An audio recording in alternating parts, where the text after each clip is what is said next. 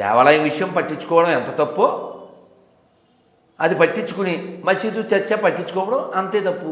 ఇంకో జోకు, పాకిస్తాన్లో ఆజ్ యాత్రకి డబ్బులు ఇవ్వరు, అరబ్ కంట్రీస్లో ఇవ్వరు, ఇక్కడ ఎందుకు ఇవ్వాలి? According to the Quran. కాబట్టి మీరు షఫీని పిలవండి, సిరాజ్ పిలవండి, ఏ రోజునైనా పిలవండి. According to the Quran you should not beg for going to has. Okay, తెలుసా నీకు? అడుక్కుని కానీ ఎవరన్నా ఆఫర్ చేస్తే కానీ హాజ్కి వెళ్ళకూడదు. అంటే they are against their book. వీళ్ళు వాళ్ళని పెసగడం కోసమని మొన్న మా అన్నయ్య 18 కోట్లు ఇచ్చాడు. గుళ్ళో డబ్బులేగా. పోనీ గుళ్ళో డబ్బులు కాదు, నువ్వు చూసావా అంటావనుకో, ఎక్కడ చెప్పు ఫ్యాక్టరీలో తెచ్చావా? ఎవరి డబ్బులైనా కూడా ప్రజల చెప్పు.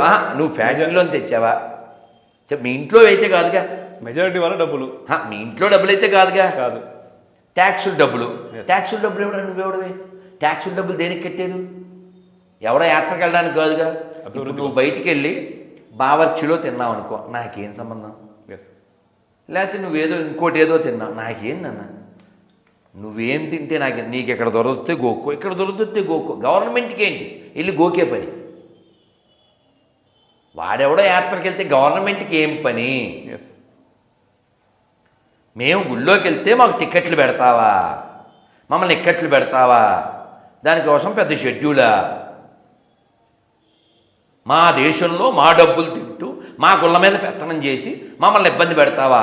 నాలాంటోడు తిరుమల వెళ్ళి గోవిందనామని చెప్పరా అంటే వాడు నన్ను వ్యతిరేకిస్తాడా? పనోడిలా ఉండాలి. గవర్నమెంట్ ఇంగ్లీష్లో ఏమంటారో తెలుసా? Watch dog. కుక్కలా ఉండాలి.